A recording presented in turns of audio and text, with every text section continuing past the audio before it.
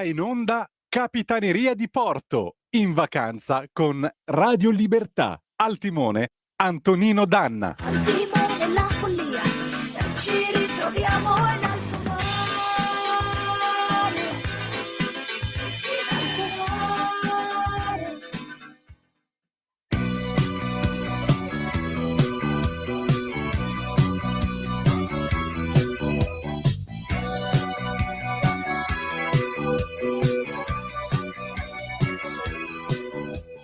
Per le strade mercenarie del sesso che procurano fantastiche illusioni.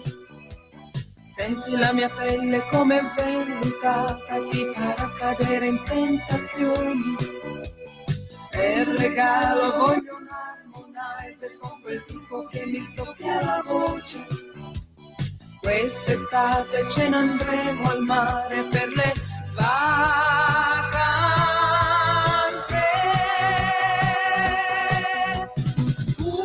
Un'estate al mare, voglia di remare, fare bagno al largo per vedere da lontano gli ombrelloni, oni, oni. Un'estate al mare, stile balneare, con il salvagente per paura di affogare.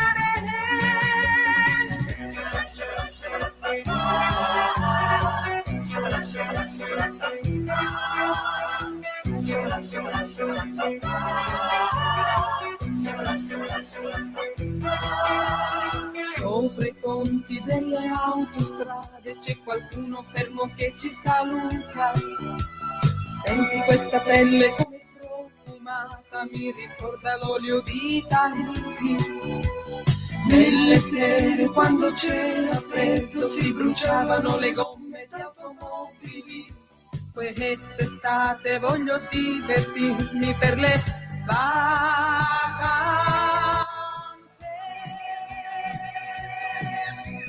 Un'estate al mare, voglia di remare, fare bagno al largo per vedere da lontano gli ombrelloni, oni, oni. Un'estate al mare, stile balneare, con il salvagente per paura di affogare. Quest'estate ce ne andremo al mare, con la voglia pazza di remare, fare un po' di bagno al largo, per vedere da lontano gli ombrelloni, oni, oni. Un'estate al mare, stile balneare, toglimi i bikini.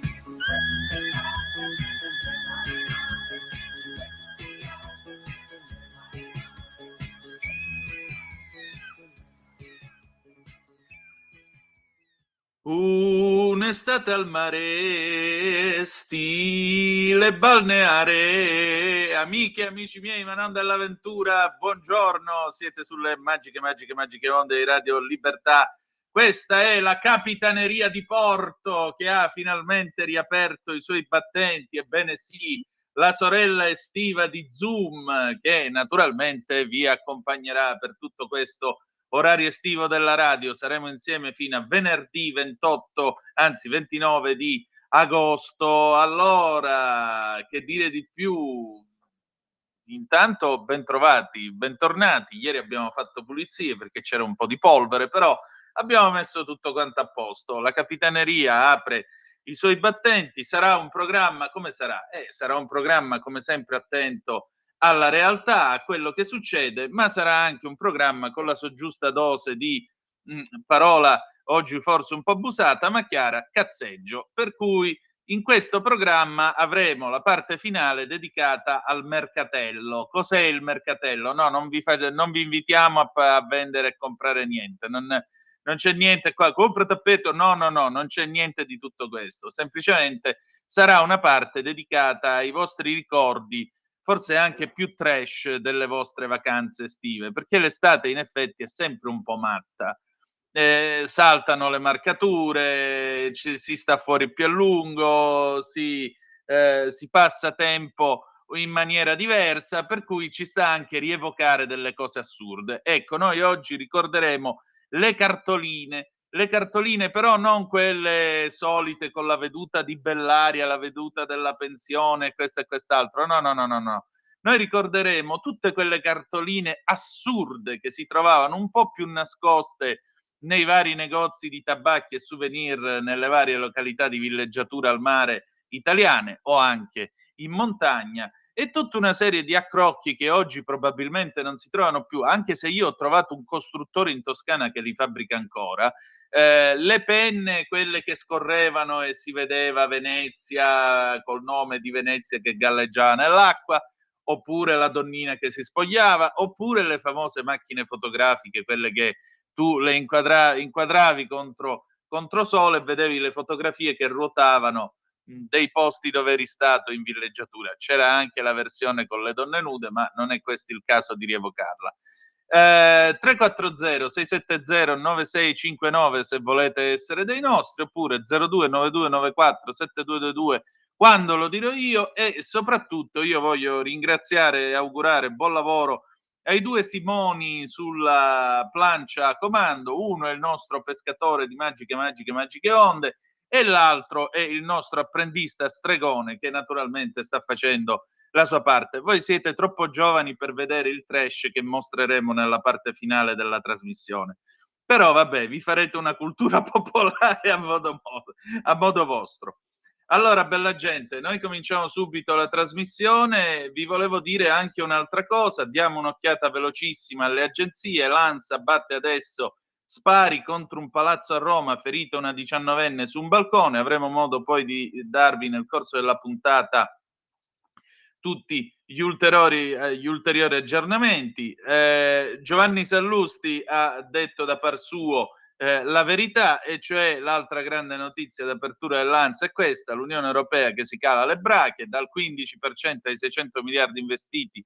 Cosa prevede l'intesa sui dazi tra USA e EU e borse positive? Addis Abeba, Meloni, l'intesa sui dazi è positiva senza effetti devastanti. Il Medio Oriente, Wafa, attacchi israeliani su Gaza, 13 morti, Netanyahu, non c'è fame nella striscia. Palermo, fine pena, scarcerata la sorella di Messina Denaro. Con questo noi cominciamo e allora parliamo di Islam. Ieri io ho avuto modo di parlare con Anna Cisint che come sapete si occupa di questa coraggiosa battaglia contro l'islamizzazione forzata dell'Italia, e però a Bologna succede qualcosa. Arriva il cibo halal per gli studenti di religione islamica. Halal significa che l'animale deve essere sgozzato e lasciato a dissanguarsi, ma c'è anche molto altro in ballo che lei sta facendo in quel di Monfalcone in Europa. State a sentire che cosa ci siamo detti. Simoni, andate pure. E allora io ho il piacere di inaugurare, anzi di riaprire i battenti della Capitaneria di Porto con una che manco a farla apposta, eppure una brava velista. È l'eurodeputata Anna Cisint, che ringrazio il suo tempo e della sua cortesia. Ahimè, la nostra conversazione non sarà così amena, non parleremo di strambate, non parleremo di andatura di bolina, ma parleremo purtroppo di qualcosa che per il momento lascia abbastanza perplessi. Due cose. La prima, a Monfalcone sapete che l'onorevole Cisint si è battuta e non poco per quanto riguarda l'islamizzazione neanche tanto strisciante della sua città, prima come sindaco e poi come eurodeputato. Non è tutto. Mentre a Monfalcone da un lato vince, dall'altro lato a Bologna il comune sta cedendo invece all'islamizzazione, perché le mense delle scuole offriranno cibo halal, e il cibo halal, tra l'altro, se siete animalisti convinti o se siete semplicemente persone che amano gli animali, non è proprio il massimo, visto e considerato che il cibo halal prevede il dissanguamento per sgozzamento dell'animale. Comunque andiamo per ordine. Allora, cara Anna, che cosa succede a Monfalcone? Intanto ben trovata. Grazie e grazie anche per l'invito. Intanto complimenti per il nome della tua trasmissione perché è molto azzeccato, e saluto anche gli amici delle capitanerie di porto che sono essenziali, che molto competenti, molto bravi, lo dico da velista che anche esce molto in mare, anche come marinaia, e conosco molto bene anche gli interventi necessari di sicurezza che la capitaneria è sempre pronta a fare. Quindi approfittiamo anche per salutarli. Certo. Non ci sono domeniche, non ci sono domeniche e feste per loro d'estate perché il lavoro è tanto. Beh, insomma, intanto la questione radicalizzazione deve occupare il nostro interesse di tutti gli italiani e della politica, perché la situazione è sempre più preoccupante ed è entrata in Italia grazie a tutti, alla sinistra che ha aperto ancora oggi, difende, apre i cancelli per la sottomissione. E lo dico a ragion veduta, ormai conosco molte persone che addirittura si rivolgono a me per raccontare la loro storia, la grave storia di sottomissione a cui le donne in particolare sono tenute, e poi anche perché il nostro paese oggi è davvero sotto minaccia, come tutti i paesi d'Europa. In alcuni le situazioni sono già davvero al limite della tollerabilità, mi riferisco ad esempio alla Francia, mi riferisco anche al Belgio, in parte anche all'Inghilterra ovviamente. In Francia quel report dell'intelligence francese lo dice con chiarezza, dice allarme rosso, e a seguire Macron, che sicuramente non è un razzista xenofobo come la sinistra dice a noi, a me, a Salvini, a tutta la Lega, no, di essere, ha convocato immediatamente 2 gabinetti di sicurezza perché la questione è andata già oltre il limite. Ed è andata oltre il limite ed è già anche oltre il limite in Italia, perché anche all'interno di quel report si ricorda come ad esempio in provincia di Verona, quella scuola di cui io ho già parlato molte volte, sia diciamo abbia come obiettivo di diventare il centro di formazione europea degli imam. Lo dicono i fratelli musulmani, che sono quelli vicini al terrorismo, quelli che utilizzano i fondi del Qatar, lo ricordo a tutti, i fondi del Qatar attraverso le fondazioni come la Charity Foundation, che nasce da un emiro vicino al terrorismo, Al-Thani. Ecco, quindi attenzione, quando stiamo facendo ragionamenti ideologici stiamo cercando di difendere il nostro paese, che altrimenti ha un baratro già ben chiaro davanti, grazie al numero degli islamici che non esistono più come moderati, io non ne conosco più. Conosco invece quelli che fanno finta di essere moderati, come ad esempio quel signore che fa il portavoce della moschea di Saronno, che però guarda caso quando viene intervistato sul punto difende Hamas e io so per certo che la sua moschea è finanziata proprio da quei fondi che arrivano dal Qatar attraverso i fratelli musulmani. Ecco, quindi la situazione, e potrei stare tutta la giornata a raccontare quello che succede a Centocelle a Roma, eccetera. A Monfalcone noi abbiamo battuto un punto importante, perché oltre ad aver chiuso le moschee irregolari, 3, e ad aver portato avanti un punto fondamentale giuridico in Italia, perché oggi tutti i sindaci possono verificare se i centri islamici dove si predica e dove si prega sono o meno regolari o irregolari, e io direi che sarebbe il caso di farlo, perché la predicazione all'interno è davvero sempre un'occasione, come dice il report francese, e come anche le scuole, per portare avanti quell'ideologia di governo che è il vero obiettivo che hanno, perché ricordiamolo, gli obiettivi che hanno sono 2: l'applicazione della Sharia e il governo, la sostituzione attraverso la sovversione del sistema democratico. Quindi una situazione che, come mi dicono le ragazze che conosco dell'associazione Italia-Iran, noi non li abbiamo visti arrivare. Là sono gli sciiti, però comunque là non li abbiamo visti arrivare, queste ragazze che sono scappate, perché la vita è intollerabile con la polizia morale che costringe le donne alla sottomissione più assoluta. Quindi io direi allarme rosso anche in Italia, bisogna fare è questo, chiudere i centri islamici irregolari, noi l'abbiamo fatto. davanti all'arroganza, in particolare di un'associazione islamica, quella del candidato sindaco Buconate, che lo ricordo che si era vantato di portare avanti la lista islamica alle elezioni comunali, che poi non è entrata in consiglio comunale, ma i numeri poi, sai, crescono e possono diventare sempre maggiori e scardinare le situazioni.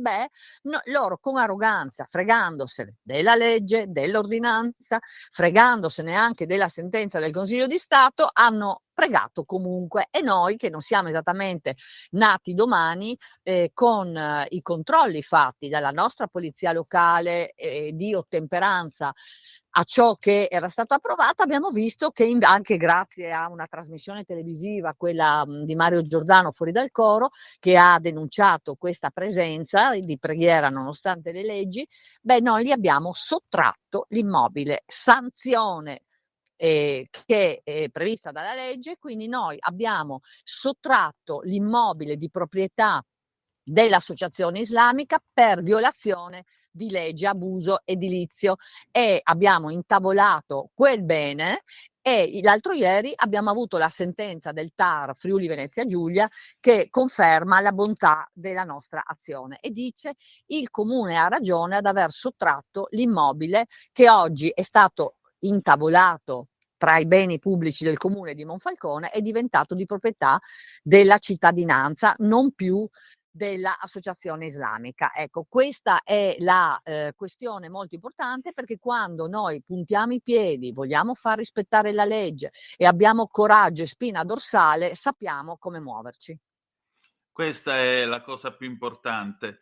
Invece a Bologna, carne halal, cibi halal, ho trovato veramente, come potrei dire, ineffabile la risposta del comune di Bologna, che dice: e vabbè, ma noi, perché tu hai detto, e vabbè, scusate, allora perché non diamo il pasto kosher per gli studenti ebrei o per tutti gli altri che hanno determinate esigenze religiose? La risposta è stata: e vabbè, ma domande per cibo kosher non ce ne hanno fatto, per cui ecco perché non ce n'è.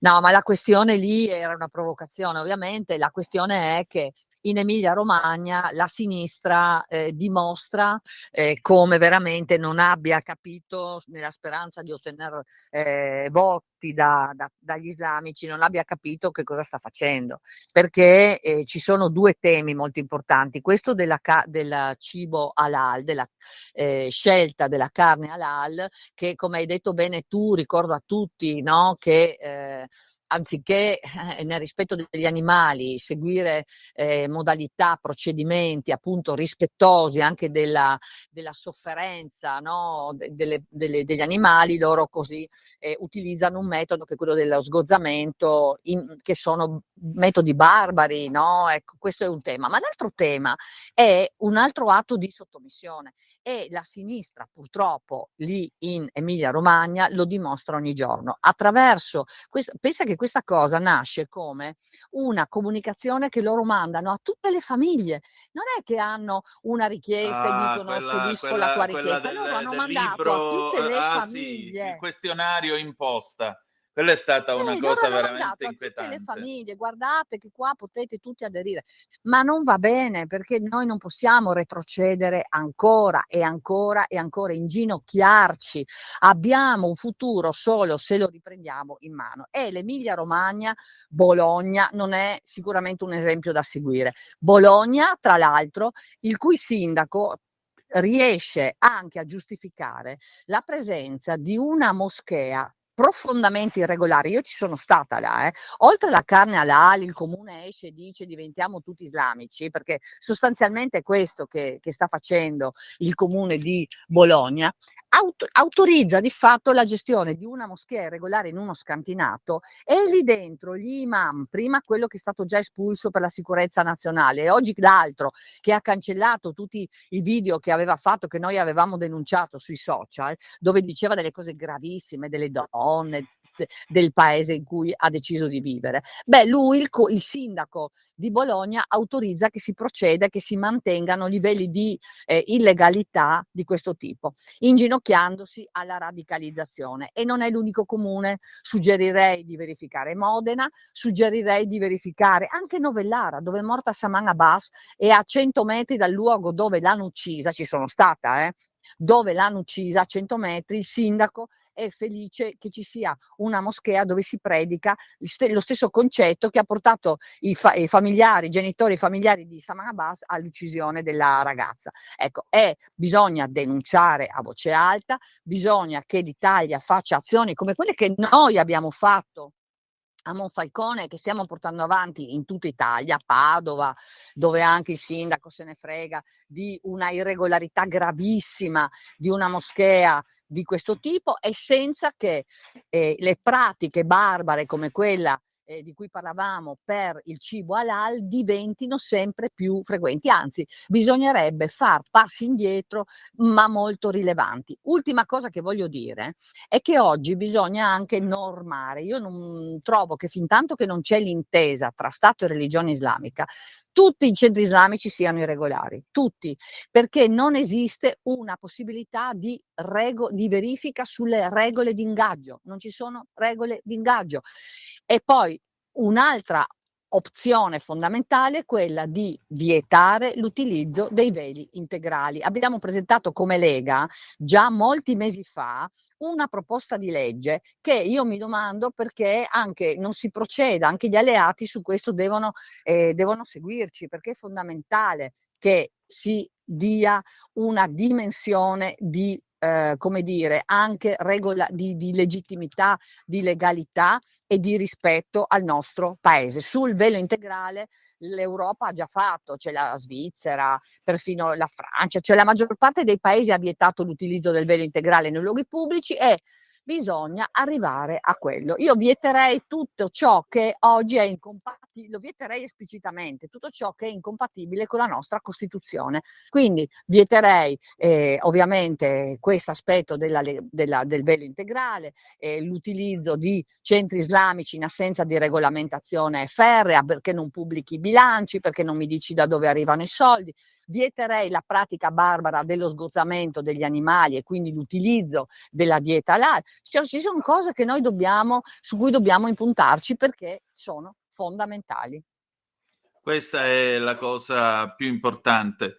Ecco, ora siamo alla fine di luglio, ci sarà un po' di pausa agostana, ma la politica non va in ferie. Che cosa farai questo mese di agosto? Ma guarda, io sto lavorando come fosse ottobre, novembre ancora, ogni giorno, oggi è domenica, abbiamo fatto delle cose importanti anche oggi, e ho tutta la parte della portualità perché ovviamente mi occupo di radicalizzazione, lotta alla radicalizzazione anche in Comune a Monfalcone come delegato in Europa, e con il mio gruppo della Lega in Europa stiamo lavorando molto anche su questo, devo dire, stiamo organizzando un evento assieme ad alcune colleghe per settembre, e io sono titolare nella commissione Trump, per cui mi sto occupando ovviamente di portualità e di nautica in maniera molto, come dire, anche costante. Martedì sarò in autorità di sistema a Trieste, mi sto occupando ovviamente anche di territorio, no? E quindi anche questa presenza in Veneto, in Emilia Romagna, in Friuli Venezia Giulia in particolare è costante. E durante agosto devo dire che farò anche il punto della situazione per quello che riguarda la pesca, eccetera, cosa che anche in Europa stiamo cercando di portare avanti. E quindi in agosto ci sarà ancora molto da fare, perché stiamo preparando appunto quell'evento importante a settembre con le colleghe sulla lotta alla radicalizzazione, ma nel contempo sto lavorando molto sulla pesca e sulla portualità. Martedì sarò in autorità di sistema a Trieste e stiamo lavorando su questo perché ovviamente l'economia del mare è molto importante per il nostro paese, e io sono nella commissione che si occupa di questo anche in Europa e anche della pesca, e abbiamo ottenuto anche dei risultati molto importanti. Per dire, è merito nostro, se siamo riusciti a bloccare il divieto di pesca, ad esempio nelle acque interne dell'anguilla, come stiamo cercando di supportare gli agricoltori, i viticoltori, i pescatori, perché l'Europa è davvero matrigna, toglie risorse molto ingenti, nel progetto di bilancio 28-34, per dire, ha tagliato tantissimo ciò che gli agricoltori hanno avuto fino ad oggi e anche i pescatori. Ecco, quindi a tutto tondo, ovviamente con un'attenzione particolare per il futuro del nostro paese, che è rappresentato dalla difesa della storia, della tradizione e della cultura occidentale italiana. Certo. Anna, per concludere, un'ultima cosa, oltre a tutti questi impegni, una politica trova ogni tanto il tempo per riposare e andare in barca? Ma è una buona domanda, sono molto in difficoltà su questo, però se devo dirti la verità, ogni volta che ho mezz'ora libera io cerco di svagarmi usando proprio questo mezzo che per me è fantastico, e quindi uscire in mare per me vuol dire tanto, e in questi giorni o anche finalmente avrò la fortuna di stare un po' con i miei figli che lavorano all'estero, e quindi ci saranno dei giorni in cui finalmente farò la mamma, mi auguro, anche se loro insomma non ne hanno bisogno ormai perché sono 2 uomini. Va bene, però la mamma è sempre la mamma, e poi l'Italia è un paese fondato sulla mamma, per cui a maggior ragione. No, ma loro sono felici quando stiamo insieme, anche perché appunto lavorando fuori le occasioni ci sentiamo sempre, ma le occasioni di stare assieme, fare cose sono ridotte, ma abbiamo un rapporto talmente bello, intenso, e quindi me li godrò un pochino. E allora, cara Anna, grazie del tuo tempo e al piacere di Grazie a risentirci te e a presto. tutti. Grazie. Buona estate. Anche a te. Stai ascoltando Radio Libertà. la tua voce libera, senza filtri né censura. La tua radio.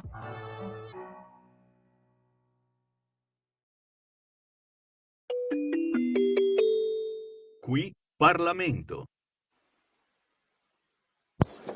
Grazie Presidente. Onorevoli colleghi, desidero innanzitutto rivolgere un sentito ringraziamento al Presidente, a tutti i colleghi dell'Ufficio di Presidenza, al Collegio dei Questori per il lavoro svolto, nonché al Segretario Generale e a tutto il personale della Camera dei Deputati per il supporto tecnico che con costanza e professionalità hanno saputo garantire. Questa è un'occasione importante per riflettere su quanto realizzato finora, evidenziando in primo luogo i risultati positivi della gestione del 2024. Partiamo da un dato rilevante. Per il terzo anno consecutivo il conto consuntivo della Camera si chiude con un avanzo significativo. Nel 2024 l'avanzo è stato pari a 45,3 milioni di euro, a cui si sommano ulteriori circa 7 milioni derivanti dalla cancellazione dei residui. Il risultato complessivo supera così 52 milioni di euro. Si tratta di un chiaro segnale di gestione sana e responsabile delle risorse pubbliche, che ha saputo contenere la spesa senza compromettere l'efficienza e la funzionalità dell'istituzione. Abbiamo attraversato all'interno della nostra istituzione una lunga stagione, durata oltre 10 anni, nella quale il tema dei tagli, dei risparmi e del blocco del turnover ha rappresentato una costante. È doveroso riconoscere il valore di queste scelte, che hanno consentito un rigoroso contenimento delle spese e una loro virtuosa razionalizzazione. Tuttavia, è altrettanto giusto sottolineare come oggi il bilancio della Camera restituisca l'immagine di un'amministrazione non solo solida e trasparente, ma anche capace di affrontare nuove sfide e avviare concreti processi di rinnovamento. Il quadro finanziario per il triennio 25-27 si conferma infatti stabile e sostenibile. La dotazione della Camera resta invariata dal 2013, un dato che in un contesto caratterizzato dal costante aumento dei prezzi rappresenta non solo un importante risultato tecnico, ma anche un segnale politico di responsabilità che intendiamo restituire con orgoglio ai cittadini. Va inoltre ricordato che rispetto al 2013 la spesa complessiva si è ridotta di quasi 75 milioni di euro, mentre la sola spesa di funzionamento è calata di 168 milioni, pari a un taglio di circa il 25%. Da questo scenario emerge dunque un doppio binario virtuoso. Da un lato la continuità nel monitoraggio e nel contenimento della spesa, dall'altro una rinnovata capacità di sviluppo, innovazione e miglioramento dei servizi resi all'utenza parlamentare e a tutti coloro che a vario titolo interagiscono con l'istituzione. Entrando brevemente nel dettaglio delle principali voci di bilancio previste per il prossimo triennio, la spesa per il personale dipendente è prevista in diminuzione, pur tenendo conto delle assunzioni già effettuate e di quelle programmate. La spesa previdenziale presenta una dinamica contenuta con un tasso di crescita inferiore a quello stimato per la spesa pensionistica generale nel documento di finanza pubblica. La spesa per beni e servizi registra un lieve incremento nel 25, dovuto principalmente alla volatilità dei prezzi energetici, ma è previsto un ritorno ai livelli precedenti già a partire dal 26. La spesa per i deputati si mantiene sostanzialmente stabile grazie alla proroga nelle misure di contenimento su rimborsi e indennità.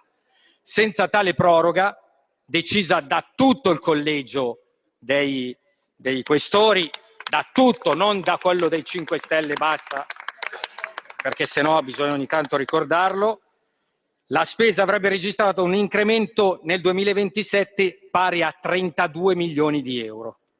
A questi elementi si aggiunge un aumento di circa 3 milioni di euro della spesa in conto capitale destinata a finanziare interventi straordinari di ammodernamento infrastrutturale e impiantistico, tra cui il rifacimento dell'impianto audio e di voto dell'aula, nonché il rinnovamento degli ambienti istituzionali e dei sistemi di sicurezza.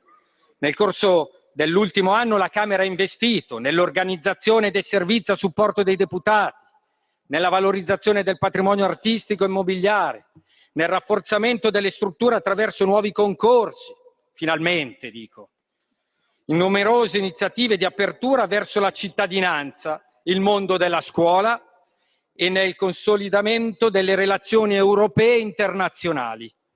In questo contesto di trasformazione particolarmente significativa è stata la recente presentazione dei 3 progetti di intelligenza artificiale sviluppati a seguito della manifestazione di interesse nel 2024.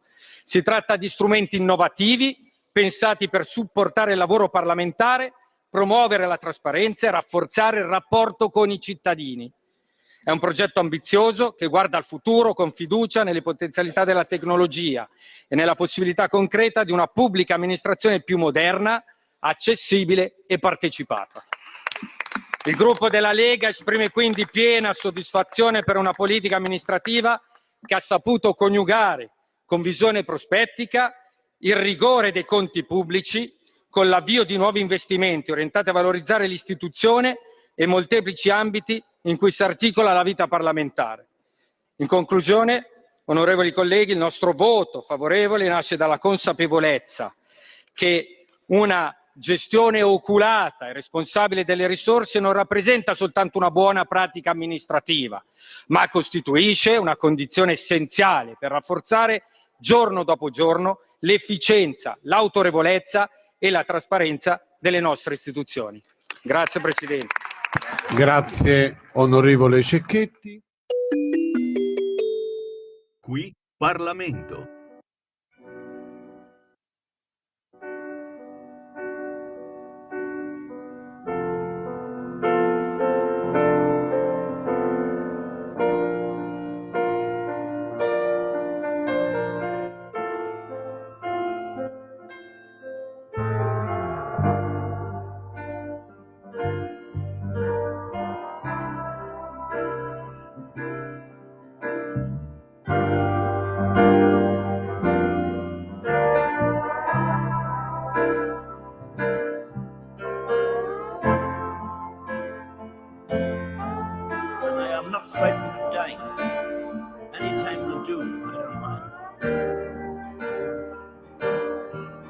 Why should I be frightened of dying? There's no reason for it. You've got to go sometime.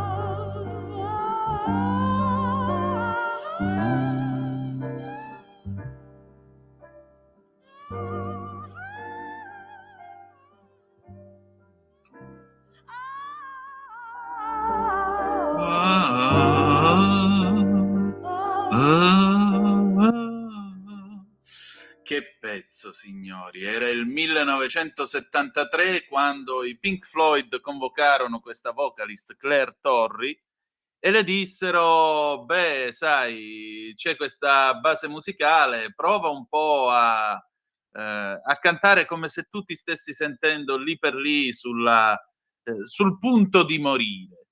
Claire Torrey fece questa cosa qua. I Pink, tra l'altro, bisognò, tra virgolette, doparla un pochettino di whisky perché la ragazza all'inizio non si stava sciogliendo granché. Le diedero la bellezza di 30 pidocchiose sterline dell'epoca che non ci compravano manco 29 sterline e la congedarono. Di Claire Torrey nulla si è saputo fino a quando, verso il 2000, lei ha vinto un bellissimo ricorso in tribunale contro i Pink Floyd e l'hanno resa schifosamente ricca grazie ai proventi di The Great Gig in the Sky, brano numero 4 tratto dall'immortale album The Dark Side of the Moon dei Pink Floyd, anno di grazia 1973. Prima ridevano in regia perché volevano farmi rientrare, ma io gli ho detto no, lasciamo sfogare Claire perché non si può interrompere un'emozione, ed è la verità. D'altronde che fai? Davanti a un capolavoro del genere non c'è, la mia orrida voce non ha diritto di cittadinanza. Scherzi a parte, le 11, 19 minuti e 53 secondi sulle magiche onde di Radio Libertà. Noi siamo sempre quelli di Capitaneria di Porto, Antonino Danna al microfono con voi insieme con i due Simoni. Avete ascoltato per Qui Parlamento l'onorevole Fabrizio Cecchetti. Adesso perché Claire Torrey? Perché torniamo a parlare purtroppo di eutanasia. La Corte Costituzionale ha dato però ragione a chi si batte per fermare l'eutanasia in questo paese, anche se quelli dell'associazione Luca Coscioni cantano vittoria perché nell'ultima sentenza, nell'ultimo processo che c'è stato, nell'ultima udienza che c'è stata davanti alla Corte Costituzionale, la Consulta ha detto: in ogni caso il Servizio Sanitario Nazionale dovrebbe occuparsi di chi sceglie di morire in questo modo. È un po' un controsenso per un'entità che è stata istituita nel 78 con l'obbligo di cura e quindi di salvaguardia della vita umana. Ne ho parlato col professor Carmelo Leotta, professore dell'Università Europea di Roma, che ha portato appunto i ricorrenti 4 malati davanti alla Corte Costituzionale, i quali hanno spiegato alla Corte per quale motivo loro non vogliono morire di eutanasia e quindi non sarebbe il caso di avere l'eutanasia nel nostro ordinamento. Buon ascolto, andate pure ragazzi. Allora, io ho il piacere di ritrovare quest'oggi un gradito ospite che voi già conoscete perché ha partecipato a varie puntate di Zoom, è il professor Carmelo Leotta, avvocato, insegna presso l'Università Europea di Roma. Professore, allora, c'è stata la decisione della Corte Costituzionale in tema di eutanasia e naturalmente la pubblicistica a favore dell'eutanasia dice che la Corte Costituzionale tutto sommato ha aperto uno spiraglio e così via. In realtà chi ha vinto questo processo? Dove stanno le decisioni a favore della vita prese dalla Corte Costituzionale?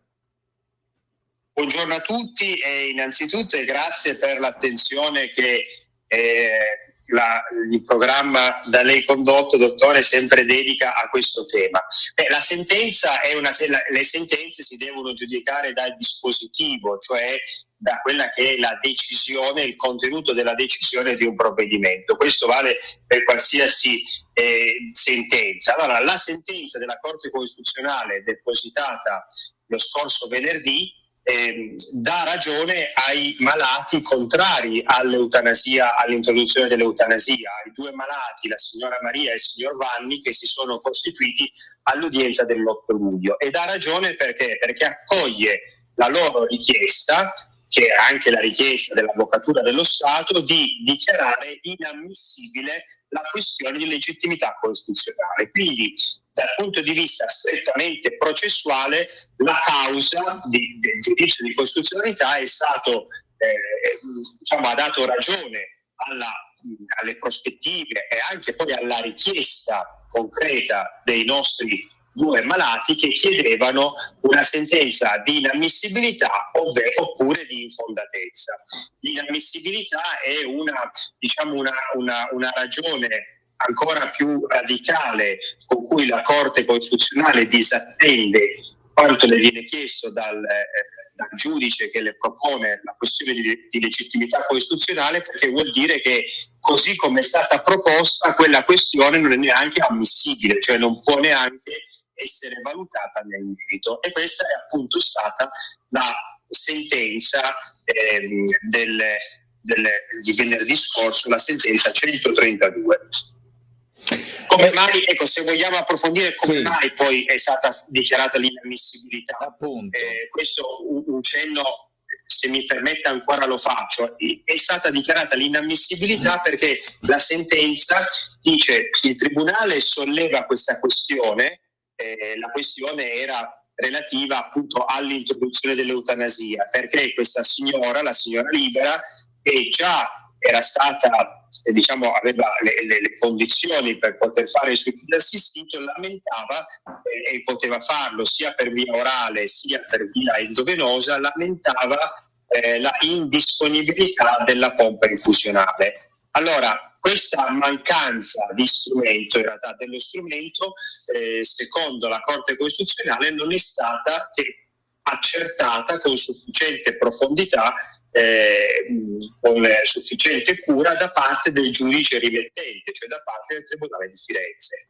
E quindi la questione che si fondava su questo presupposto di fatto è stata appunto dichiarata inammissibile. E senta, in tutto questo però mi pare che la Corte Costituzionale chiami anche in causa il Servizio Sanitario Nazionale, ed è quello un punto su cui battono molto i sostenitori dell'eutanasia. Mi scusi, non ho sentito benissimo la domanda perché... Dicevo, no, la Corte Costituzionale ha chiamato in ballo anche il Servizio Sanitario Nazionale, ed è su quello che battono i sostenitori dell'eutanasia. Certo. Allora, la Corte Costituzionale, se da un lato ci ha assegnato, possiamo dire, la vittoria processuale di questa causa, perché così è stato, perché appunto è stata dichiarata inammissibile la questione, però in un passaggio della sentenza dice che la signora Libera, e quindi la categoria delle persone che hanno i requisiti per fare il suicidio assistito, leggo dalla sentenza, dice ha il diritto di essere accompagnata dal Servizio Sanitario Nazionale nella procedura di suicidio medicalmente assistito, diritto che include anche il reperimento dei dispositivi idonei e l'ausilio nell'impiego. Quindi questo rappresenta un salto di qualità, a nostro avviso in peggio, non in meglio, nella disciplina. Perché? Premetto che questo è un cosiddetto obiter dictum, cioè una affermazione contenuta in una sentenza che non ha alcuna efficacia vincolante nei confronti di nessuno, cioè è, come dire, una frase messa nella sentenza costituzionale. Però, vista l'autorevolezza di chi ha pronunciato questa frase, cioè la Corte Costituzionale, non si può far finta di niente. E questa frase è una frase che a nostro avviso, ad avviso mio e anche del collega con cui abbiamo condiviso questa difesa, è una frase che merita di essere, vista con un occhio critico, perché l'affermazione per cui il Servizio Sanitario Nazionale abbia il compito di prestare questa assistenza nel suicidio medicalmente assistito, a nostro avviso disattende completamente quella che è la disciplina della legge istitutiva del Servizio Sanitario Nazionale, cioè la legge 833 del 1978, che dice che la funzione del Servizio Sanitario Nazionale è quella di assicurare i servizi per il miglioramento della salute delle persone, quindi non si fa alcun cenno a servizi di altro tipo.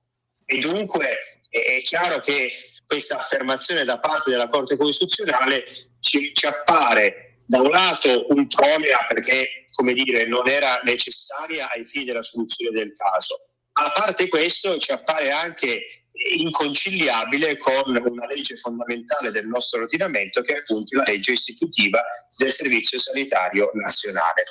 Beh, certo, il Servizio Sanitario Nazionale fornisce l'aborto, potrebbero rispondere i sostenitori dell'eutanasia, quindi alla fine della fiera è la stessa cosa, questo è quello che potrebbero obiettare. In realtà no, perché l'aborto, anche che pure comporta la soppressione della vita di un essere vivente, in realtà però nella legge 194 l'aborto viene sempre, come dire, nelle ipotesi in cui non è punibile ed è legalizzato e proceduralizzato, però ha sempre un obiettivo di tutela della salute della donna, che può essere la salute anche soltanto a livello, diciamo, a fronte di un rischio come nei primi 3 mesi, senza un accertamento necessario, oppure un accertamento fatto in via medica dopo il 3° mese, però c'è sempre un obiettivo di salute. Quindi al di là del fatto che comunque purtroppo viene sempre sacrificata la vita di un essere umano, però c'è sempre una finalizzazione di salute. Qui no, perché nel suicidio assistito non c'è evidentemente nessuna finalizzazione dell'atto per la salute della persona. Stai ascoltando Radio Libertà, la tua voce libera, senza filtri né censura. La tua radio. Lo amiamo perché ci offre sempre le cose più buone e naturali. Linea Alberto Acerbis. Buongiorno cari amiche e buongiorno cari amici di Radio Libertà. Prima di lasciarvi alle vacanze del mese di agosto, voglio farvi un'offerta davvero straordinaria. Parliamo di GastroFree. GastroFree in questi giorni sta avendo, chiaramente si mangia qualcosa di più, si esagera un pochettino, però GastroFree si usa tutto l'anno, in modo particolare in questo periodo. Perché? Perché GastroFree è una soluzione alla bava di lumaca, uno sciroppo, non ha controindicazioni alla bava di lumaca, con tutti i principi attivi che ha la bava di lumaca e tutti gli estratti di origine vegetale presenti, quindi un prodotto naturale per coloro che soffrono di iperacidità, che soffrono di reflusso gastroesofageo. Quando mangi qualcosa ti si gonfia la pancia, quando rinunci a mangiare quella cosa che hai sempre mangiato perché non la digerisci, perché ti svegli di notte e continui a bere. Allora provate, perché ormai la cosa è risaputa, è un successo straordinario da 15 anni, GastroFree. Chiamate 030 68 40 408. La bava di lumaca con i suoi principi attivi crea un film bioattivo che blocca l'attacco dell'acidità, neutralizza l'iperacidità, il gonfiore di stomaco, il bruciore di stomaco. Quanto è brutto mangiare un qualcosa e sentirsi quel bruciore alla gola, allo stomaco. Prima di andare a mangiare qualcosa di importante, fate 3 vasettini, 3,59 euro. Cioè, calcolate che questo è un prodotto che ha un valore commerciale, ma lo sapete, di 35-38 euro uno, 59,3, scadenza deve essere 2 anni e mezzo. Però voi abituatevi, fate un investimento sulla vostra salute in maniera naturale. GastroFree, la nostra soluzione alla bava di lumaca per chi ha il reflusso gastroesofageo, il bruciore di stomaco, l'iperacidità, gonfiore, fa fatica a digerire. Allora facciamo una bella cosa, io non posso farlo per tutti perché è un'offerta che non esiste, però se volete ricevere senza pagare il trasporto, quello non lo pagate, 3 flaconi di GastroFree che poi vi tornerà utile anche a settembre, ottobre, 59 euro. Però chiaramente questo vale per le prime 20 telefonate allo 030 68 40 408. Buona estate! Stai ascoltando Radio Libertà, la tua voce libera, senza filtri né censure, la tua radio. Professore, sì, dica. No, quindi diciamo questa possibile obiezione, che è un'obiezione, la ringrazio per averla proposta perché effettivamente è interessante, però a mio avviso è superabile proprio in questi termini. Professore, senta, io ho qua in mano pagina 19 del Corriere della Sera di giovedì 24 di luglio e le leggo questo breve pezzo della collega Margherita De Bac. Fine vita, rinvio a settembre, l'ultimo appello di Santi. Legge su fine vita e suicidio assistito, se ne riparla a settembre. Tutti i gruppi parlamentari sono d'accordo di rinviare il voto in aula, è un mio impegno, dice il senatore Franco Zaffini di Fratelli d'Italia. Intanto, fino alla chiusura feriale, continuerà l'esame dei 146 emendamenti. Sullo scenario politico domina l'appello di Laura Santi, la giornalista di Perugia, colpita da sclerosi multipla, che si è autosomministrata il farmaco letale dopo una lunga battaglia per averlo. Il suo testamento è un videomessaggio pubblicato dal marito su Facebook, è un disegno di legge veramente infausto, come esseri umani vi chiedo di bocciarlo. L'intento non è regolamentare ma escludere un diritto. Mi rivolgo anche alla Premier Giorgia Meloni che ha concordato il testo sottobanco col Vaticano. Non ragionate come membri di partito, nulla può descrivere la tortura delle mie 24 ore. Emozionata Filomena Gallo, segretaria dell'associazione Luca Coscioni.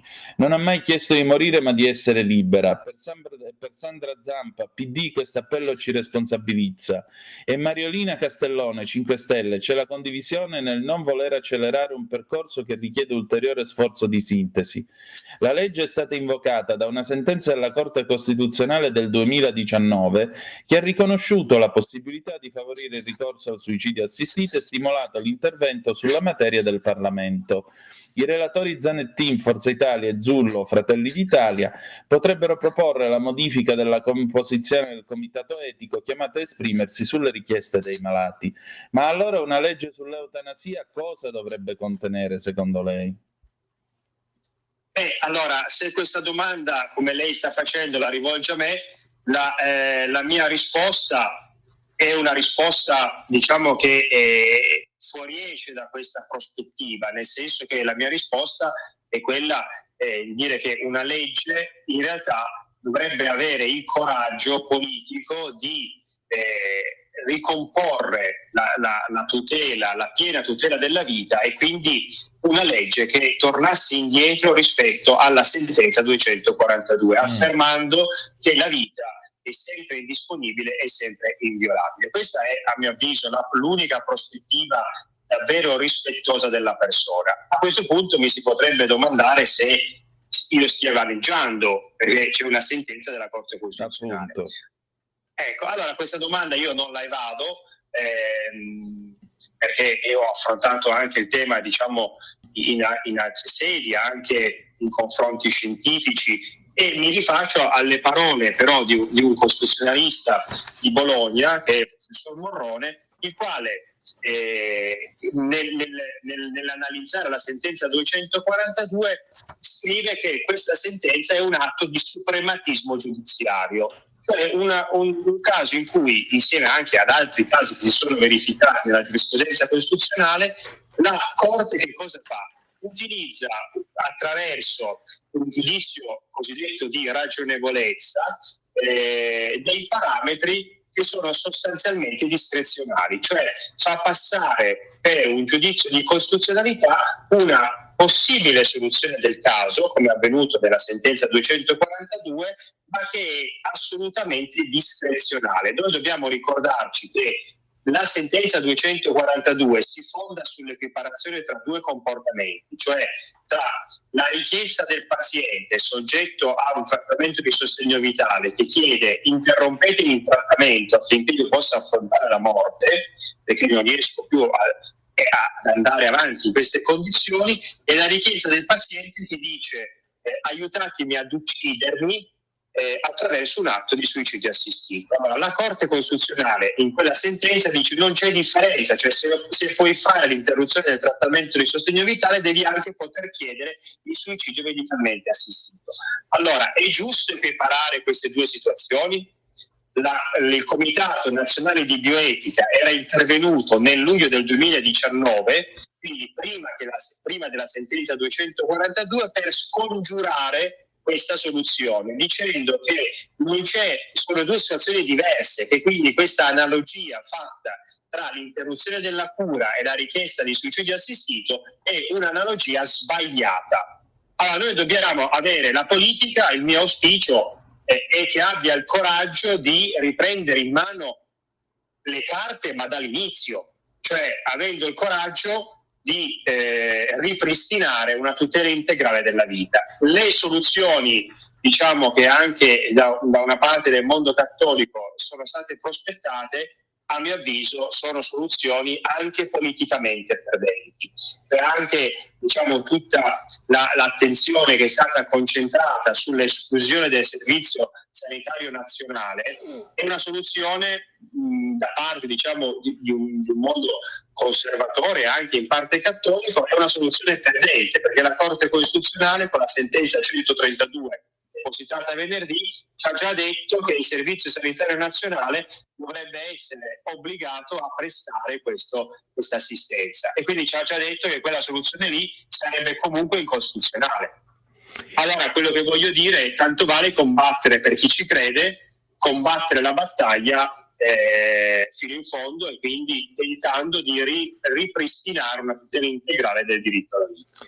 Professore, la sua è una nobile posizione. Io purtroppo devo essere il guastafeste della situazione e naturalmente penso che questa legge verrà approvata. Allora, qui si tratta di una battaglia di retroguardia e c'è da scegliere tra perdere e straperdere.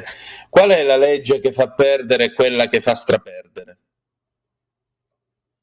La legge che fa perdere è quella che viene fatta quando coloro che credono in certe posizioni ci rinunciano senza combattere. Quindi quella è la legge che fa straperdere.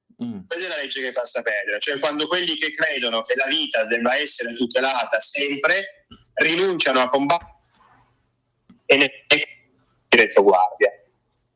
Questa è la sconfitta totale, perché è la sconfitta non soltanto sul piano normativo, se è una legge a cui viene approvata, ma anche sul piano culturale, perché riduce la resistenza ad una resistenza che è già scesa a un compromesso prima ancora di affrontare la battaglia. Allora, qui è chiaro che c'è uno scontro ideologico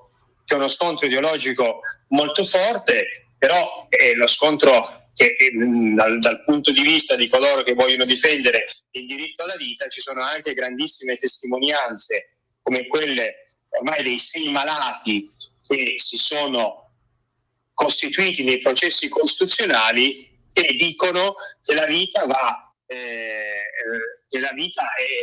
difesa e che la vita è meritevole sempre. Allora, a queste persone, ecco, va detto qualche cosa. Almeno per loro la battaglia va combattuta. E allora avanti con questa battaglia, professore, in bocca al lupo. Grazie molte a lei e agli ascoltatori.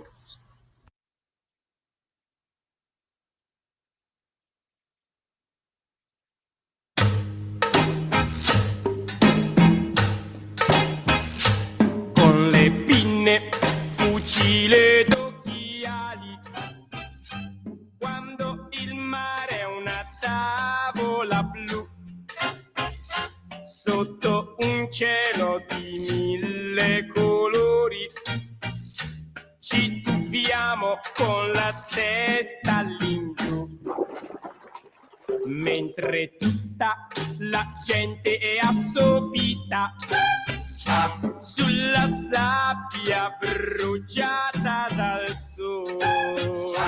Ci scambiamo nell'acqua salata un dolcissimo bacio d'amor.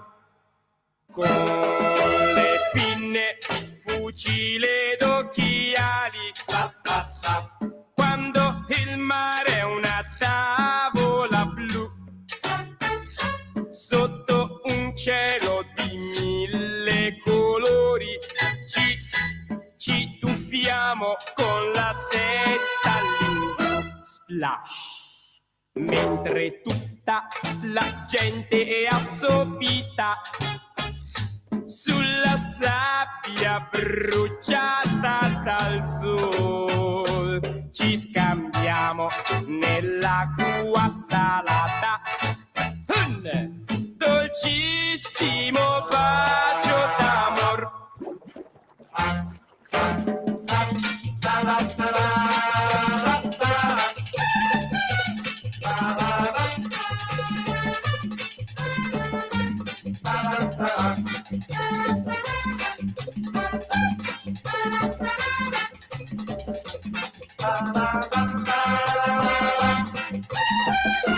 Mentre tutta la gente è assopita sulla sabbia bruciata dal sol, ci scambiamo nell'acqua salata un dolcissimo bacio, un dolcissimo bacio, un dolcissimo bacio d'amor.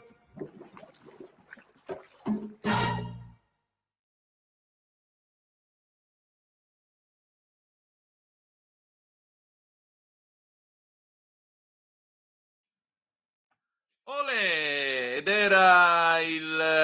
Ed era il lontano 1962 quando Edoardo Vianello, che è la voce degli anni 60, la voce delle estati in fondo, perché l'estate alla fine è sempre quella degli anni 60, se ci pensate, mai quella degli anni 70, 80, eppure io le estati degli anni 80 me le ricordo come. No, l'estate è sempre quell'idea spensierata degli anni 60 e quindi con le pinne, fucile ed occhiali, come un Bruno Cortona nel film Il Sorpasso, che è anch'esso dell'anno 1962.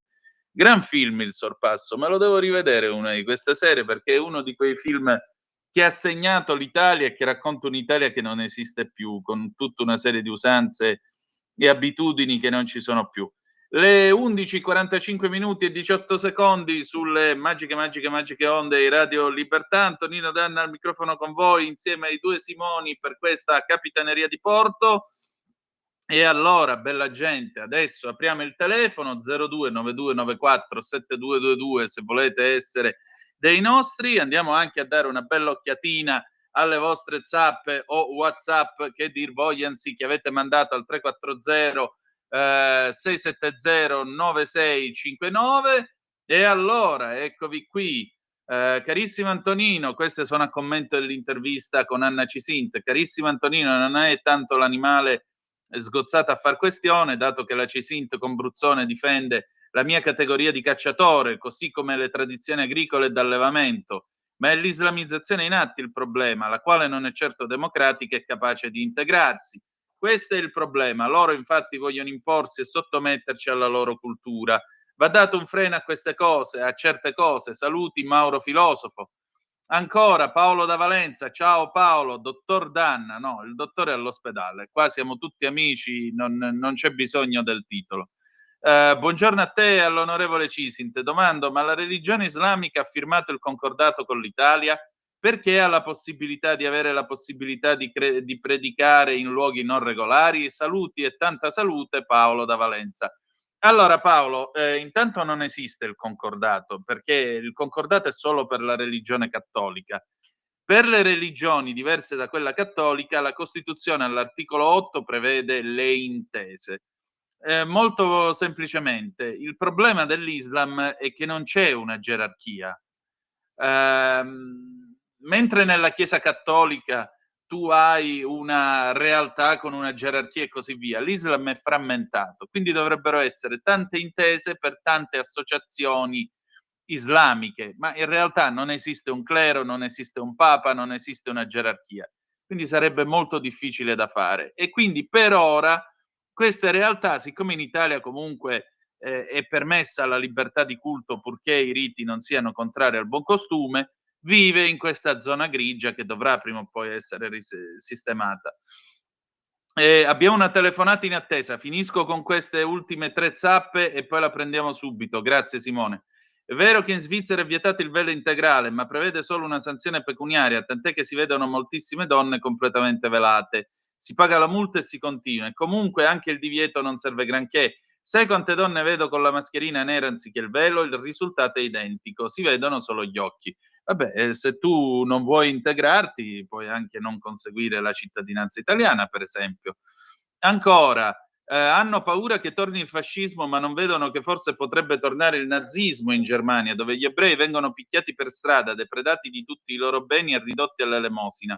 Tutte queste meraviglie non accadevano sotto il fascismo, no, mi dispiace dirtelo, accadevano e come, tant'è vero che le leggi razziali spogliarono gli ebrei di tutti i loro averi, e l'uomo che guidava il Tribunale per la difesa della razza, Azzariti, lo voglio ricordare, è stato poi sotto la democrazia il secondo presidente della Corte Costituzionale. Sotto al fascio toglieva i diritti agli ebrei.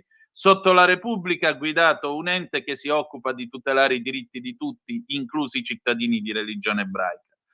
Tutte queste, poi, i sinistri, che pure loro erano perseguitati, continuano ad acclamare i musulmani, sventolano bandiere, vogliono lo Stato palestinese. Con quale governo? Intanto nessuno raccoglie un solo euro per aiutare i bambini denutriti, ma i grandi, perché hanno la panza e non sono denutriti, si mangiano tutto loro. Ah, logico, fa più audience un bimbo magro magro, che si guardino le foto dei prigionieri dei campi di sterminio. Tra l'altro la foto che è stata pubblicata dal Fatto Quotidiano non riguarda un bambino denutrito, ma riguarda un bambino che ha una malattia che lo fa deperire e che è in corso di cura qui in Italia. Abbiamo una telefonata, pronto, chi è là? Antonino, ciao, sono Luigi da Firenze, non chiamavo da tanto. 3 cose, Antonino. Ciao. Noi siamo la prima regione, e ne sono fiero, ad aver attuato il discorso della eutanasia. Per quanto riguarda il discorso, ci potete pensare, non pensare, ma io ho il diritto della mia vita. La prima domanda che ti faccio è, poi te ne faccio altre 2, ma perché non dai modo, quando parla il famoso professore che hai mandato, di mettere anche l'altra parte al confronto e fare un dibattito? Perché in questo modo tu devi il discorso che è molto molto serio, e il professore ne avrà anche come ragionamento. Seconda cosa, mi parlate di sicurezza, mi puoi dire sul decreto della sicurezza sugli sfratti come succede? Succede che se uno è moroso non può neanche essere buttato via di casa, neanche con questa legge, e se hai una seconda casa ancora peggio te le ritieni. Ecco, dove va a colpire alla Giordano Rete 4 sulle case abusive? L'ha detto anche Giordano. E l'ultima cosa, io vorrei sapere da Salvini come viene con la faccia qui, praticamente in Toscana, ad avviare da elezioni che c'è l'anno prossimo. Bravo Salvini, non ti si è visto prima. Adesso c'è l'alta velocità, i sfondi europei. Ecco, se voi siete, ecco, la domanda è questa, e la chiedo anche a te, alla Sardoni, a tu. Ma se siete contro l'Europa, come ne ha sentito Molinari prima, eccetera, ma potete andare a dire all'Europa di non darci più soldini? E finanzia Salvini con i soldi dei cittadini. E sul ponte di Messina, lasciamo stare. Come si fa? È un déjà vu, vedremo dove va a finire. Ecco, vorrei sapere le tue risposte su queste 3, ma mi interessava di più sull'eutanasia. Lo farai un confronto con l'associazione Coscioni? Grazie. No, non lo farò, per il semplice e banale motivo che non mi insegni tu come devo fare il mio mestiere. Vedi, in questa società purtroppo c'è sempre questa idea che si debba ascoltare l'altra campana. L'altra campana ha una visibilità e una possibilità di espressione ovunque, per cui non ho voglia che vengano a fare propaganda nel mio programma. Hanno televisioni, giornali e tutto il resto, così come tutti i pro-pal che quotidianamente, ogni giorno, dicono sempre le solite cose. Allora ogni tanto io preferisco dare la voce alla parte soccombente, che non ha tutta questa possibilità e che non è così glamour come può sembrarti, e che ha il diritto di apparire su questo, su quel giornale, di essere sentito di qua e di là. Perché il professor Leotta l'ho fatto sentire soltanto io, e un paio di giornali conservatori in questo paese, e Avvenire. Per il resto gli altri, quelli che dovrebbero essere i buoni e giusti, che danno libertà di parola a tutti, non lo fanno. Quindi a maggior ragione io non do spazio a gente che ha già abbondante vetrina per potersi esprimere. La seconda cosa che ti voglio dire, per quanto riguarda gli sfratti, Il problema non è la questione degli sfratti o di Mario Giordano, il problema è che c'è gente che ha delle proprietà che lascia aperte, che lascia sfitte, che lascia chiuse e così via, e c'è della gente, ci sono dei farabutti che, animati da varie eventualità e da varie esigenze, sfondano ed entrano in casa. E c'è addirittura un'eurodeputata di Alleanza Verdi e Sinistra, che grazie a Dio quanta proprietà e case non gliene mancano, Ilaria Salis, la quale sostiene che questo non solo sia giusto ma debba essere anche tutelato. Da qualche parte bisognava cominciare a fare pulizia. Per quanto riguarda Salvini, credo che tu ti sei perso un po' di conversazioni che avvengono in questa radio. Il punto non è essere contro l'Europa, attenzione. Il punto è essere contro questo tipo di Unione Europea. Questo tipo di Unione Europea, perché non mi pare che dentro questo governo nel programma ci sia l'uscita dell'Unione Europea, ma il cambiamento e la riforma dell'Unione Europea, certo che sì, abbiamo il diritto e il dovere di pretenderlo.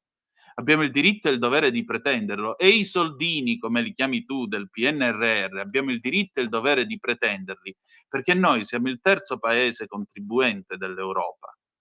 Terzo paese contribuente, nonché paese fondatore. Ogni tanto sarebbe bene ricordarlo anche a quel cadavere politico di Macron che si sente lui il leader dell'Europa ed è il leader di questo piffero, così, tanto per chiarire.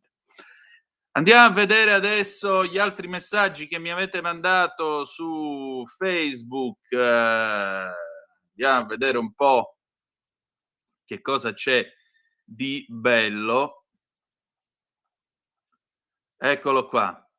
Luciana Savona, carissimi Anna e Antonino, secondo me la sinistra ha paura di certi islamici che effettivamente sono pericolosi e pertanto li assecondano in tutto, trascurando la sicurezza dei cittadini per vigliaccheria, incapacità e ignoranza. Sono delle nullità.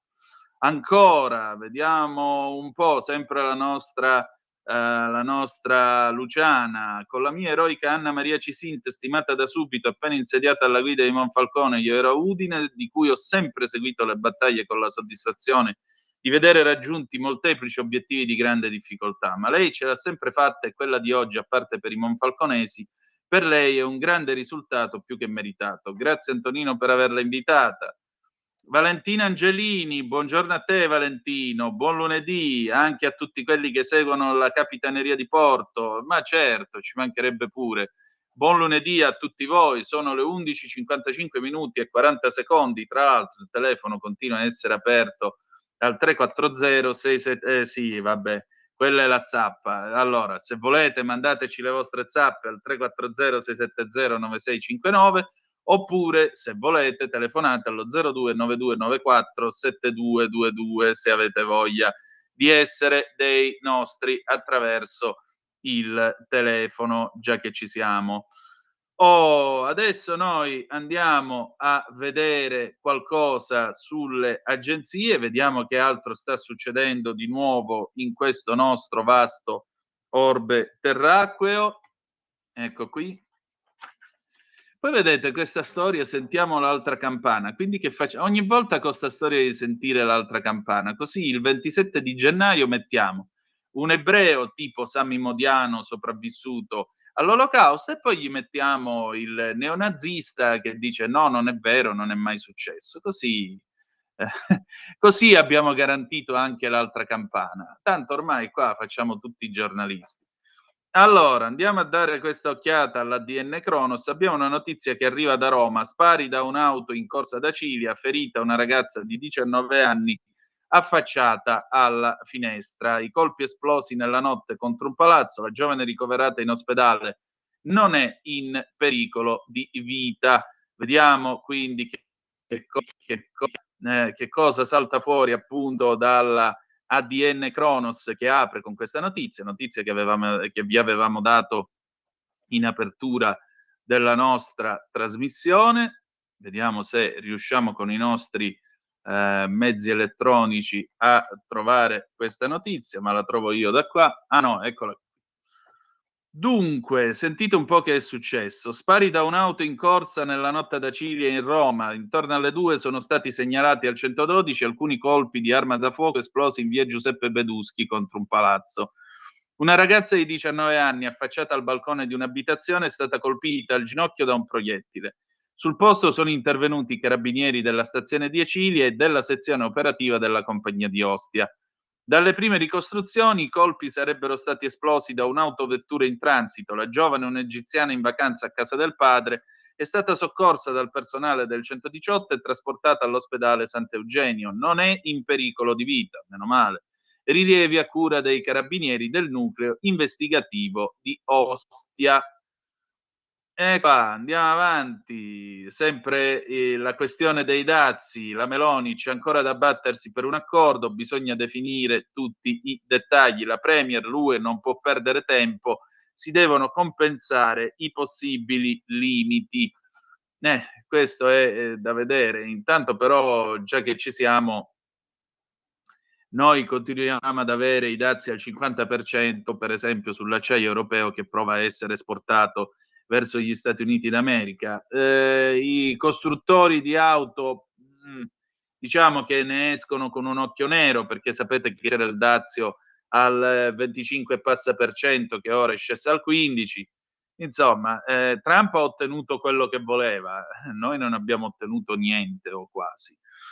Cosa dice l'ADN che riporta le parole della Premier? Non ho letto sufficientemente i dettagli dell'accordo sui dazi tra USA e Unione Europea, ma mantengo la stessa idea di ieri.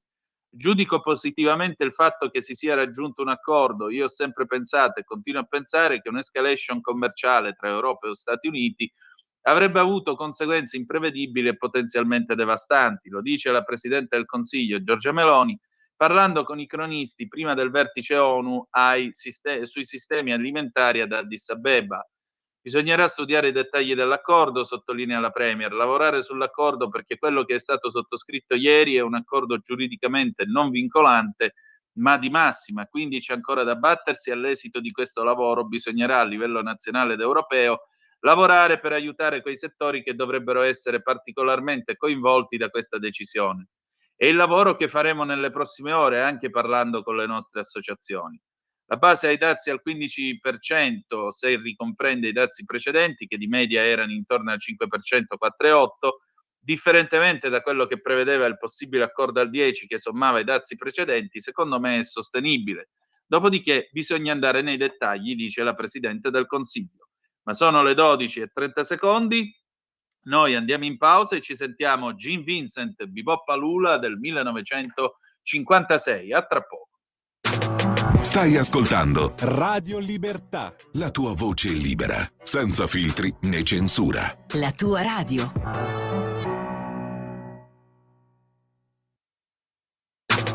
Stai ascoltando Radio Libertà, la tua voce libera, senza filtri né censura. La tua radio. Well, Bebop Lula, she's my baby. Bebop Lula, I don't mean my baby. Bebop Lula, she's my baby. Bebop Lula, I don't mean my baby. Bebop Lula, she's my baby, my baby, my baby. Well, she's the gal in the red blue jeans.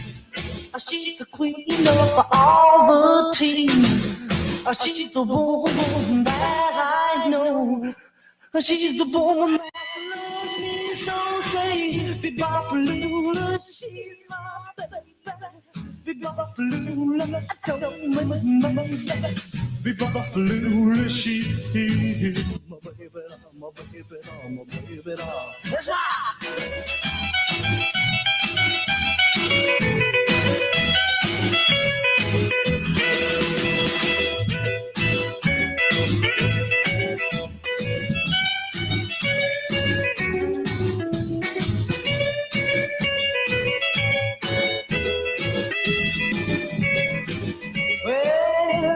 She's the one that's got that beat.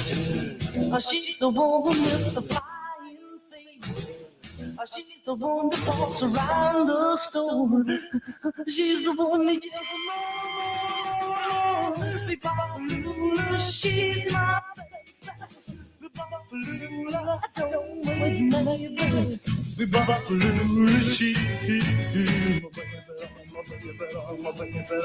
rock again now.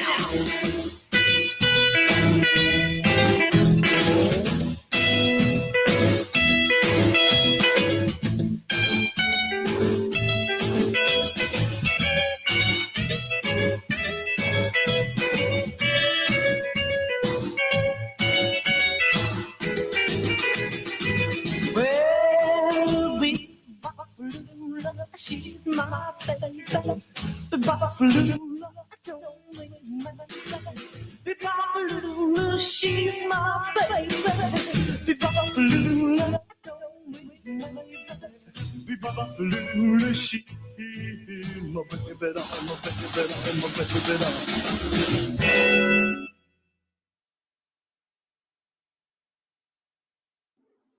Oh, ed era il 1956 quando, mettendo i soldi nel jukebox nell'estate di quell'anno, si poteva ballare Jim Vincent, Bebopalula.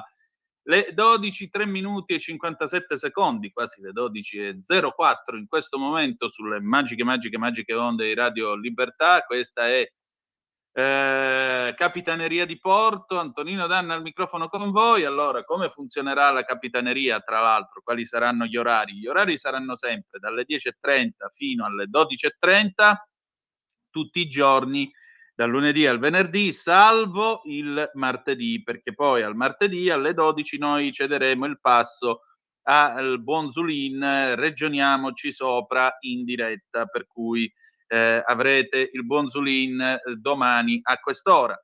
L'altra cosa che vi dico è che noi rispetteremo questo orario fino al 5 di agosto, dopodiché dal 6 agosto al mattino dalle 8:30 alle 10:30 io sostituirò Semivarin nella rassegna stampa, questo fino al 29 di agosto, e poi Capitaneria sarà spostata dalle 12 alle 14, quindi passeremo praticamente l'ora di pranzo e del caffè assieme, proprio sotto i raggi del sole, e di conseguenza avremo modo di passare quest'estate assieme. Adesso io invito i miei amici in plancia comando a preparare tutta quell'ondata di immagini che vi ho caricato ieri, perché adesso intanto il telefono è sempre aperto, 0292947222 se volete essere dei nostri, oppure 340-670-9659 sulle zappe o WhatsApp, che dir vogliansi, se ce le volete mandare a questo numero.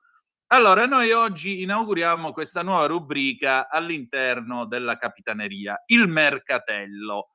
Perché l'ho chiamato il mercatello? Perché d'estate nei paesi, se ci fate caso, al mare, in montagna, ovunque, ci sono i mercati rionali o settimanali e tu ci vai e trovi tutta questa confusione, questo chiasso, e poi ci sono questi banchetti dove trovi cose particolari. In questa puntata del mercatello io voglio solleticare il vostro senso del trash con delle cose, cioè diciamo, fino a che non si sono diffusi gli smartphone e praticamente ormai si mandano solo fotografie dei vostri piedi stesi, allungati, in riva al mare, qua e là, che per carità c'è chi gli piace, per esempio i barbari eleganti, e chi no, ma voglio dire, c'era un'altra cosa che si mandava per posta ed era la cartolina. La cartolina che si sommava ad altri 2 oggetti che si prendevano in tabaccheria o in questi negozi di souvenir, ed erano le penne che avevano la località, insomma, incisa, tu la portavi su e giù e vedevi Venezia su, Venezia giù. Ricordo una volta me ne sono portata una a scuola, faceva molto particolare scrivere il dettato con quella roba lì. E poi la state vedendo adesso, la macchina fotografica. Erano queste finte reflex di plastica molto piccole, stavano nelle mani dei bambini, tu le puntavi verso il sole, guardavi dentro e a ogni click vedevi una fotografia diversa, perché dentro aveva sto disco che ruotava e vi faceva vedere le località. La penna non era solo questa, qua ce n'è una per esempio che vedete, bellissima, di Cefalù, a 4 colori. Le più semplici erano una normale che tu premevi e usciva solo il blu o il nero. C'erano anche quella, ecco, le fanno ancora con le ragazze, tu la mettevi sottosopra e la ragazza si spogliava. Queste erano quelle cose che generalmente compravano i sedicenni. E poi c'erano le cartoline come questa che state vedendo sul nostro canale YouTube della radio, l'app o Facebook, con le signorine, naturalmente gliele abbiamo coperte con le vergogne superiori di fuori. Oppure ancora le cartoline del militare. Questa è una serie di cartoline del 1962 che ho trovato in vendita su eBay, dove c'è questa ragazza vestita da bersagliera per i missili e così via.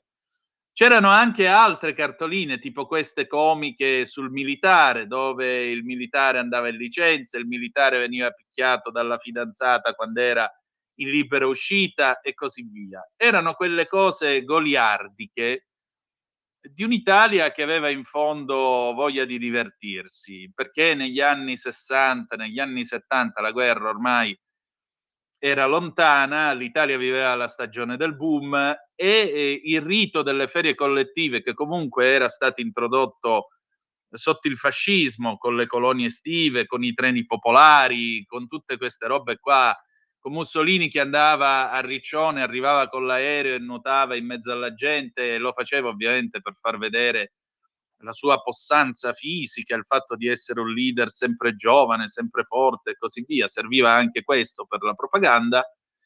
Ecco, negli anni 60 le vacanze si istituzionalizzano, anche perché la Costituzione, lo sapete, dice che il lavoratore ha diritto ad almeno un mese di ferie pagate all'anno.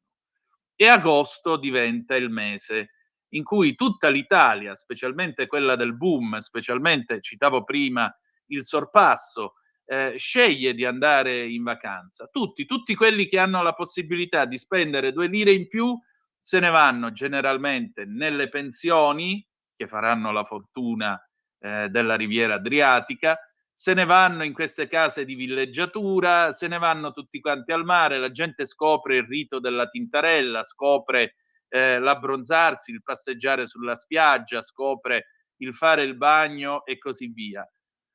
È un'Italia diversa, è un'Italia appunto che poi si porta a casa questi souvenir, e la cartolina, sia essa goliardica, sia essa seria, perché naturalmente ci sono le cartoline anche serie con i semplici paesaggi, come queste di Cefalù, per esempio. Ecco, le cartoline diventano un modo per dire: io sono stato qua, mi piace farti vedere il posto in cui sono stato. Alcune sono davvero orrende. Io vi prego di visitare la pagina Recensioni Malsane Reloaded su Facebook, dove troverete una silloge di cartoline orribili, tipo questa appunto di Jesolo Lido, e non per Jesolo, ma diciamo così, abbastanza scarna. E l'idea è appunto quella di far vedere dove si è stati. E anche in fondo, se tu vuoi, l'idea di lasciarti un pensiero, perché la scrittura, dirà poi alla fine degli anni 60 una famosa pubblicità dell'Olivetti, la scrittura è un dono.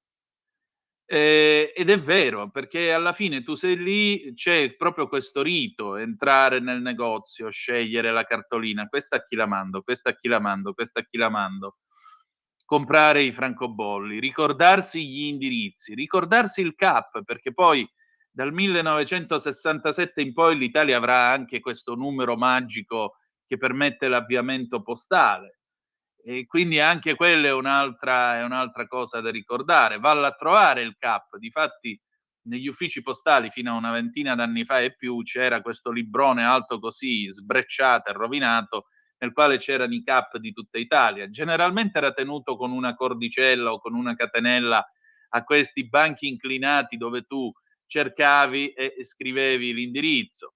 Poi ogni volta dovevi capire che cosa ci volevi scrivere, perché c'era chi scriveva bacioni, saluti, si firmava solo col nome e così via. Oppure c'era gente che scriveva addirittura dei messaggi lunghi, righe e righe. Oggi abbiamo fatto questo, ti saluta tal dei tali, il mio pensiero è quest'altro e così via. Io onestamente sono invidioso di questi grafomani da cartolina, perché con le zampe di gallina che faccio non sono mai riuscito a mettere tutti sti poemi nelle cartoline. E poi il rito era sempre quello, la buca postale fuori dall'ufficio postale oppure per le strade, infilare la buca, guardare l'orario di levata quando è che partiva e poi aspettavi e speravi che la cartolina arrivasse, perché non è che, insomma, i tempi ci volevano giorni e giorni e poi bisognava sapere se era arrivata. Generalmente arrivava una telefonata o ci si vedeva al ritorno dalle vacanze: "Ah, m'è arrivata la tua cartolina avanti ieri, molto bello, che cosa hai fatto?" eccetera, eccetera. Le cartoline sono questo, poi restavano e naturalmente restando facevano parte in fondo di quella memoria analogica che appartiene a tutti noi. Oggi le cartoline non ci sono più, o meglio, non si usano più. Ancora si trovano nelle tabaccherie, nei posti di villeggiatura si trovano ancora da qualche parte. Si trovano ancora i francobolli che sono diventati nel frattempo adesivi. Io ricordo che bisognava dargli una leccata di quelle incredibili sul retro, perché sul retro erano gommati e bisognava appiccicare. E poi ancora l'altra cosa è che è stato rimpiazzato tutto, A dalle fotografie che si fanno con lo smartphone e B da Instagram e da Facebook, dai social, o anche dalla semplice possibilità di mandare una foto su WhatsApp. Però ecco, non c'è più l'idea "t'ho pensato", non c'è più l'idea "mi sono messo lì, ho dedicato tempo, ho cercato di scegliere le parole, ho cercato di". C'è solo, se voi ci pensate, un po' come nel film Viaggi di nozze, quando, i coatti, Ivano e Jessica, devono mandare una cartolina e non sanno cosa fare e ci scrivono: "A stronzi", cioè veramente poco, veramente scarso. Boh, è un'epoca che è tramontata. Io però vi invito quest'estate a mandare delle cartoline, dai, armatevi della santa pazienza, di una penna biro o di una stilografica con un inchiostro sufficientemente robusto e, diciamo così, cerchiamo di fare questo piccolo pensiero, cerchiamo di di dare un regalo a qualcuno e regalargli il nostro tempo e, se volete, regalare anche un pezzo della nostra anima.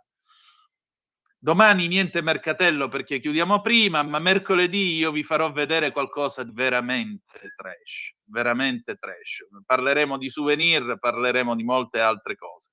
Nel frattempo sono già le 12, 15 minuti e 33 secondi, abbiamo altre 2 zappe. Vorrei dire al signore disinformato che Salvini ha sempre detto in ogni occasione che la Lega è contraria a questa Europa e non all'immigrazione controllata, perché chi viene da noi in modo regolare e con buone intenzioni è il nostro fratello. Quindi Luciana da Muggiò. Ancora, siamo schiavi degli USA, Barboni, Marco. Beh, meglio schiavi loro che schiavi dei russi, senta a me che c'è sempre da guadagnare. Allora, andiamo a vedere adesso, o dei cinesi, perché vedete, mentre tra l'altro Trump impone i dazi, la Cina la settimana scorsa ha detto, Xi Jinping ha dato questo avvertimento all'Europa dicendo: scegliete voi il lato strategico del mondo da cui stare. Ci ha fatto una proposta che non possiamo rifiutare, avete capito?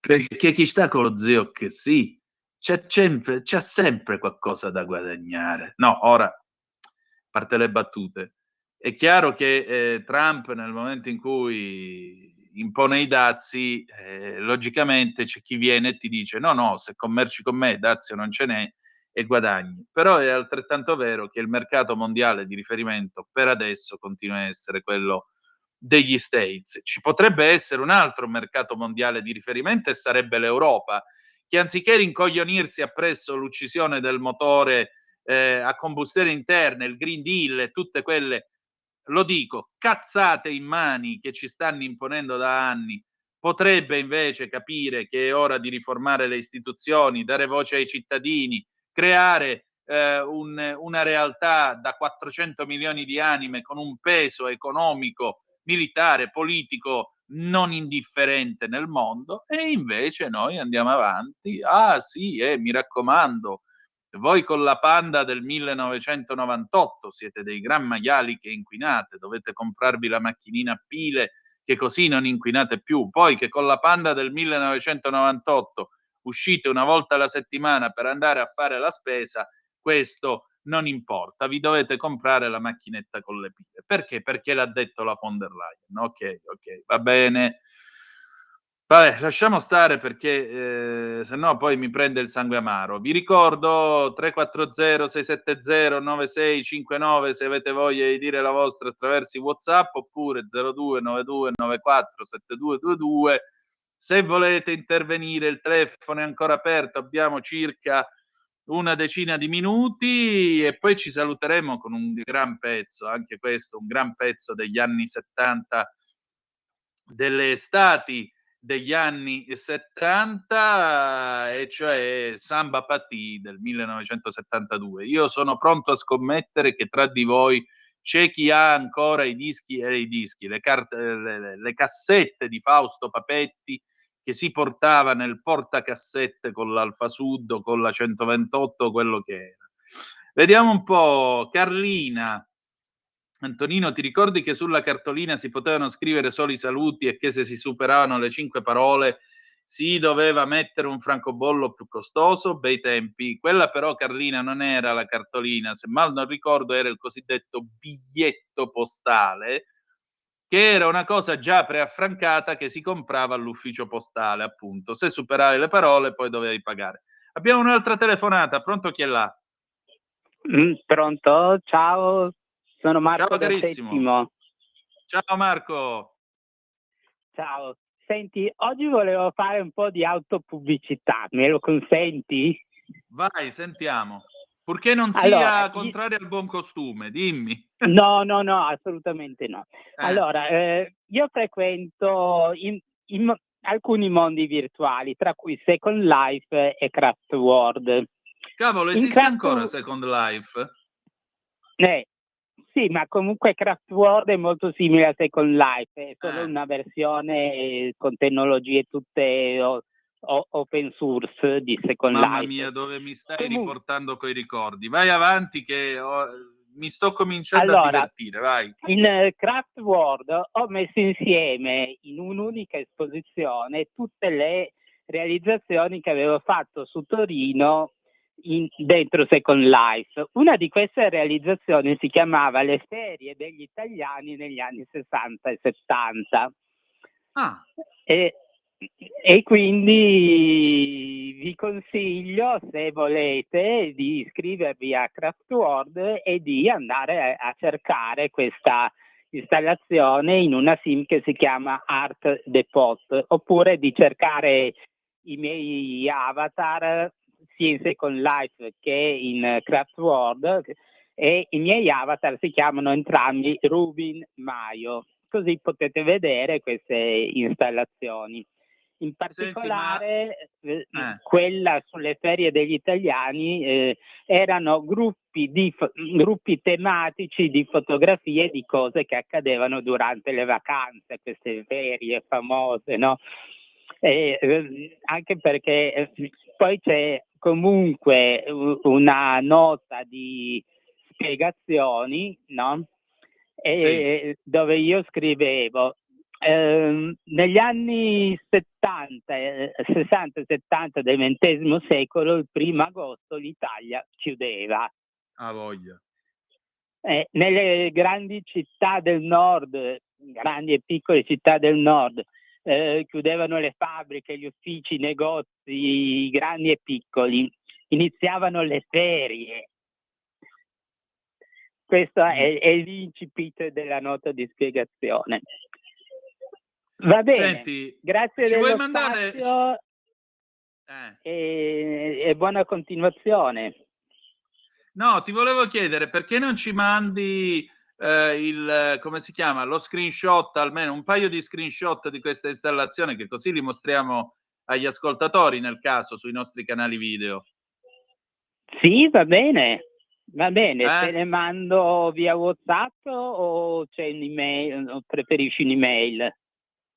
Ma mandale sulla zappa, che così io ancora 6-7 minuti, per cui ce la faccio a mostrarli, dai. No, non ce la faccio perché devo andare, entrare, scattare le foto e poi mandarvele. Allora mercoledì Magari mi te le richiami e mando mandi le domani foto, o che così ce la mercoledì. racconti, dai. Chiama Mercoledì allora. verso le 12. Va bene. Grazie. Ciao allora. Ciao. Buona continuazione. A te, ciao ciao. Oh ragazzi, ci abbiamo pure gli artisti, che cavolo, fatevi vivi e raccontateci in arte le vostre cose. Lui ha fatto l'installazione virtuale, se permettete raccontiamo anche questa cosa qua. A me vengono in mente teorie inenarrabili di Fiat 500 con il portapacchi.